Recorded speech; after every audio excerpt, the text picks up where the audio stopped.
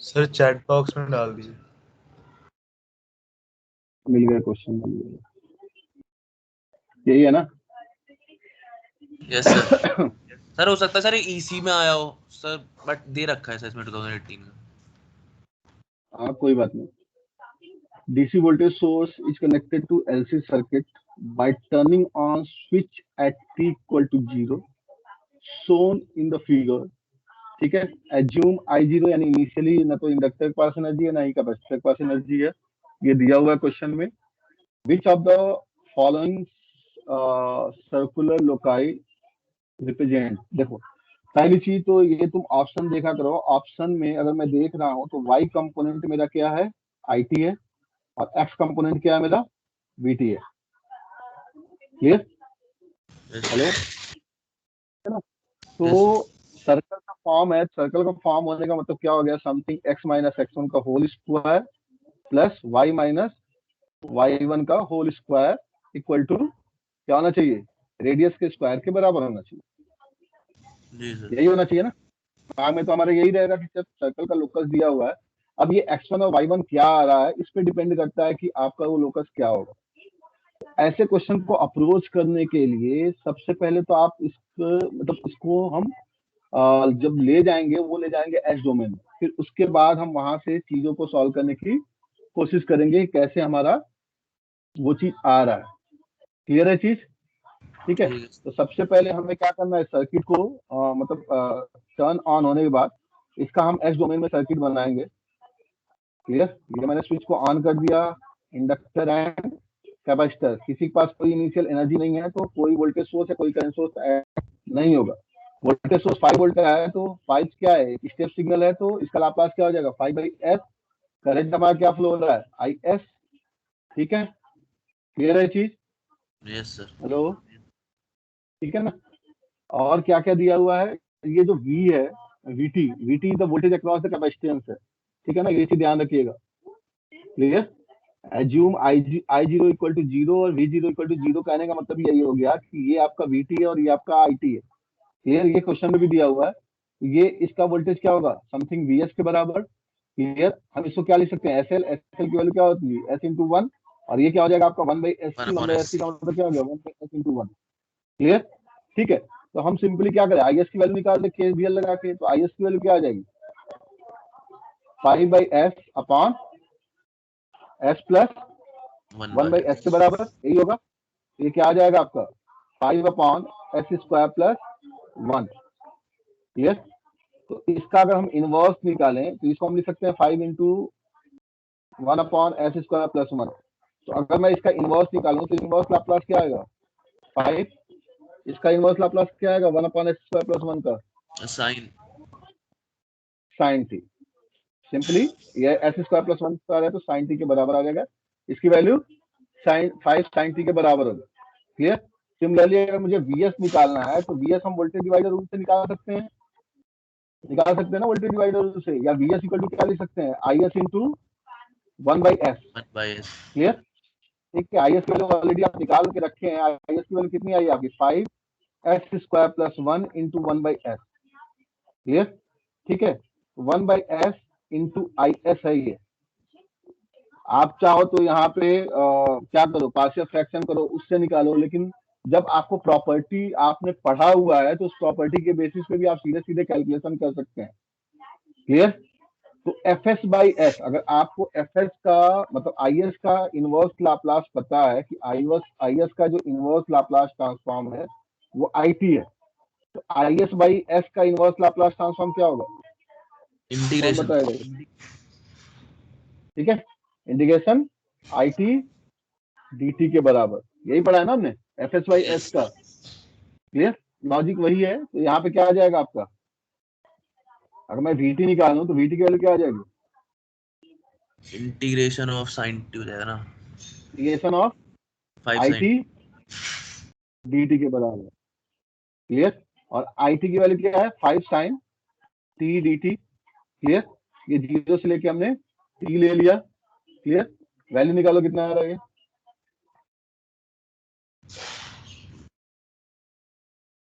Plus V0 minus की value तो 0 ही है ना, यहाँ पे जीरो माइनस हम लिखेंगे, लेकिन वी जीरो माइनस की वैल्यू क्या है, जीरो के बराबर है, तो इसकी वैल्यू तो जीरो ही हो जानी है। ये सिंपली जीरो से टी 5 sin t dt के बराबर ही निकले। लॉजिक क्लियर है ना? वी जीरो माइनस मैंने क्यों हटा दिया यहाँ से सीधे, सर क्या आ जाएगा ये? अरे बताओ भाई, 5 कॉमन हो गया, साइन टी का इंटीग्रेशन क्या होता है, minus cos t minus cos t। Zero से लेके टी, ये क्या आ जाएगा आपका 5 इंटू 1 माइनस कॉस टी के बराबर। क्लियर? यानी आपको आई टी मिल गया कि 5 साइन टी है, और वी टी मिल गया क्या 5 माइनस 5 कॉस टी के बराबर। देखो हमको पता है कि sine square T plus cos square T की वैल्यू 1 होती है, यही लॉजिक यहाँ पे काम आएगा। Sine square T plus cos square T की वैल्यू क्या होती है, hello, sine square T plus cos square T 1 के बराबर होगा, यही लॉजिक यहाँ पे काम आना है। तो 5 कॉस टी की वैल्यू यहाँ पे क्या हो जाएगी, समथिंग 5 माइनस वी टी, यही होगा हमारा। क्लियर? और 5 साइन टी क्या है मेरा, 5 साइन टी क्या है, IT सर, हेलो, IT है सर। 5 साइन टी की वैल्यू क्या है, आई टी के बराबर। तो हम इसका स्क्वायर करके ऐड कर सकते हैं, कोई problem? No sir. Equation 1 and equation 2, तो 1 स्क्वायर प्लस 2 स्क्वायर, ये क्या आ जाएगा मेरा 5 square sine square T plus cos square T की वैल्यू 1, ये क्या आ जाएगा मेरा 5 माइनस वी टी का स्क्वायर प्लस आई टी का स्क्वायर। क्लियर? तो हम इसको क्या लिख सकते हैं, समथिंग वी टी माइनस 5 का whole square plus something I T minus 0 का whole square equal to 5 square. तो क्या आ गया यहाँ पे, ये एक सर्कल का लोकस आएगा जिसका क्या माइनस होगा, 5,0 so 5,0 सेंटर जिसका सेंटर क्या होगा, सेंटर क्या होगा 5 कमा 5,0 0, और रेडियस क्या होगा 5 5।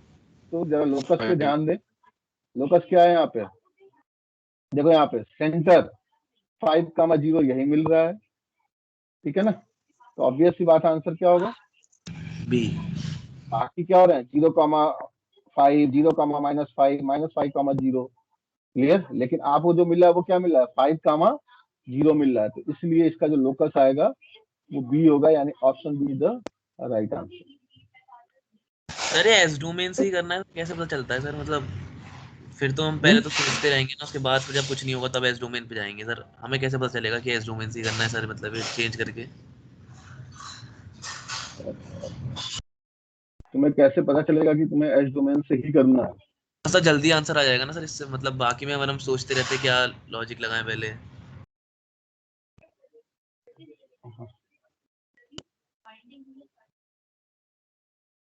लॉजिक भी इसमें लग सर सकता डीसी है। सोर्स है इसलिए सर देखो यहाँ ट्रांजिएंट। लॉजिक भी लगा सकते हैं, देखो लॉजिक क्या लगाएंगे, ध्यान से सुनना मेरी बात। इनिशियली इंडक्टर कैसे बिहेव करता है, देखो यहाँ पे मैं सिंपली बात करता हूँ, यहाँ पे स्टेडी स्टेट मोड पे चला जाता हूँ।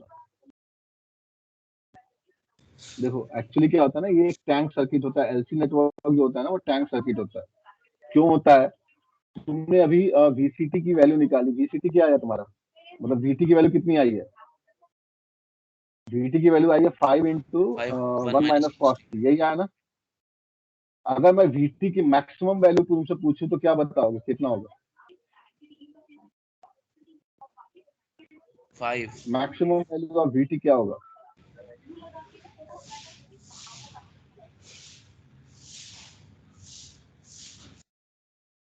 Hello, sir 5। वीटी की मैक्सिमम वैल्यू क्या होगी, ये कब मिलेगा, जब पी की वैल्यू मेरी 180 डिग्री के बराबर हो जाए। मेरी बात ध्यान हाँ से सर सुनना, 180। जब पी की वैल्यू 180 डिग्री के बराबर, मैं टाइम डोमेन में नहीं हूँ, सीधे एंगल के टर्म में बात कर रहा हूँ, तो कॉस पाई की वैल्यू क्या हो जाएगी, कॉस 180 डिग्री क्या हो जाएगा -1 के बराबर। तो जो यस वीटी की मैक्सिमम वैल्यू आएगी, मैक्स वैल्यू ऑफ वीटी, ये क्या आएगा 5 इंटू 1 माइनस -1 यानी 1 प्लस 1 यानी 10 वोल्ट। और ये वीटी मैक्सिमम तभी मिलेगा जब पूरा का पूरा जो कैपेसिटर है वो एनर्जी अपने पास ले ले। ठीक है, एनर्जी अपने पास ले ले, किस टर्म में ले ले, वोल्टेज के फॉर्म में। क्लियर? तो तुम इस सर्किट में देखो, इस पूरे लोकस में, इसको हम सिंपली भी सॉल्व कर सकते थे, सीधे सीधे ऐसे भी सॉल्व कर, लेकिन इसके लिए तुम्हें एलसी टैंक सर्किट का लॉजिक पता होना चाहिए कि क्या होता है, कैसे होता है।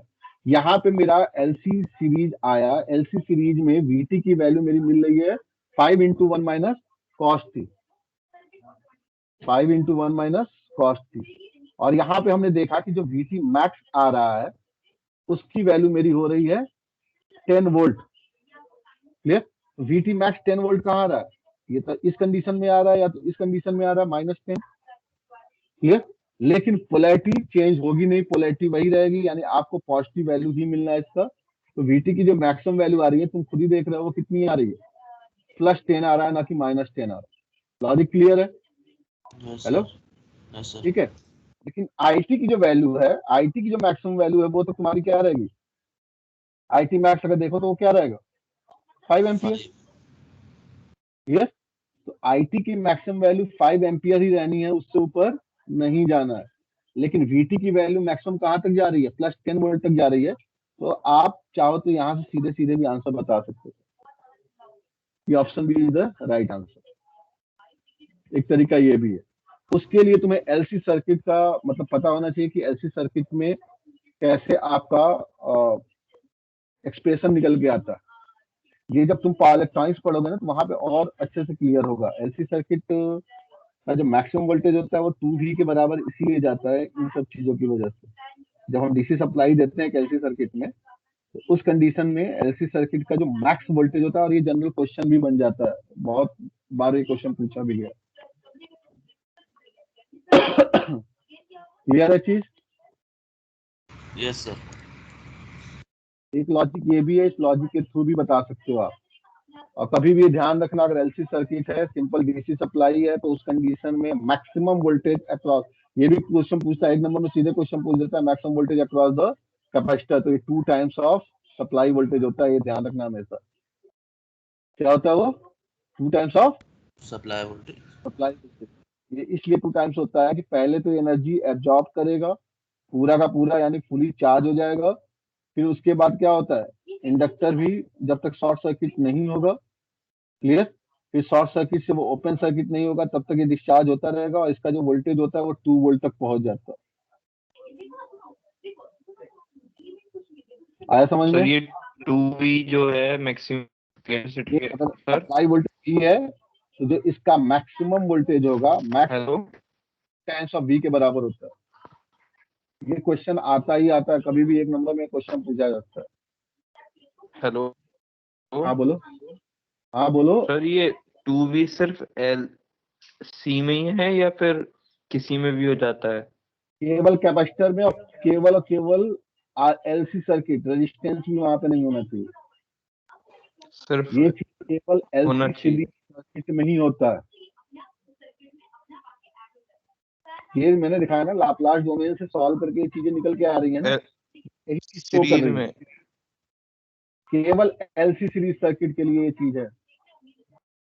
ठीक हेलो? सर। ठीक है sir. Yes sir, yes. Only for series circuit, not for RLC. मतलब रेजिस्टेंस का कोई वहां पे रोल नहीं होगा, क्योंकि पावर वो कंज्यूम करेगा, पावर डिसिपेट होगा आर के थ्रू, तो एक रिजोनेंट कंडीशन मिलेगा वहां पे तो। लेकिन एलसी में ऐसा नहीं होता है। एलसी में आपका जो कैपेसिटेंस का वोल्टेज है, अगर मैं बात करूं यहाँ पे VCT की वैल्यू की, VCT जो है, मतलब अगर टाइम डोमेन की बात ना करके मैं सिंपली एक वैल्यू की बात करूं, ये मैक्सिमम जो वैल्यू इसकी जाती है स्टेडी स्टेट मोड में बराबर जाता है। क्लियर? जो भी सप्लाई वोल्टेज होगा एलसी के अक्रॉस, उसका 2 टाइम्स वोल्टेज हो जाता है कैपेसिटर के अक्रॉस। हेलो? यस सर, और यस इस सर। करंट की वैल्यू क्या हो जाती है इंडक्टर सर्किट में? 0। और इंडक्टर में जो करंट मिलता है मैक्सिमम, वो एंगल, ये π/2 है, तो ये तुम्हारा पाई है। क्लियर? ठीक है। इंडक्टर में मैक्सिमम करंट जो मिलता है वो π/2 पे मिलता है। पाई पे इसकी वैल्यू ऑब्वियस सी बात है कि जब पूरा का पूरा एनर्जी कैपेसिटर के पास स्टोर हो गया, ये जो चीज तुमको मिलती है पाई बाई 2 पे ही मैक्सिमम वैल्यू मिलती है, पाई पे करंट 0 हो जाता है।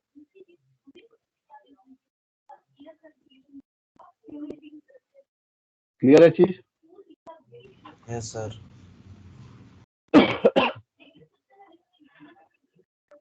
कोई डाउट है इसमें? नो सर, आ गया। दोनों तरीके से आप क्वेश्चन को सॉल्व कर सकते थे, लेकिन हाँ, क्वेश्चन को सॉल्व करने के लिए आपको लॉजिक क्लियर होना चाहिए कि एलसी सर्किट होता क्या है, और इसमें जो स्टोरेज कैपेसिटी होती है किसी भी कैपेसिटर की, वो 2 टाइम्स ऑफ मैक्सिमम वोल्टेज कैसे होता है। तो आप सीधे सीधे, ये लॉजिक तो सबको क्लियर होना चाहिए।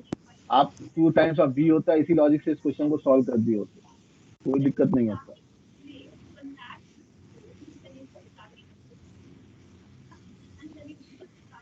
और सर ये नेगेटिव का कैसे पता तो चलता? करंट यहाँ देखो, पाई बाई 2 पे करंट मैक्सिमम हुआ, लेकिन करंट 0 नहीं हुआ।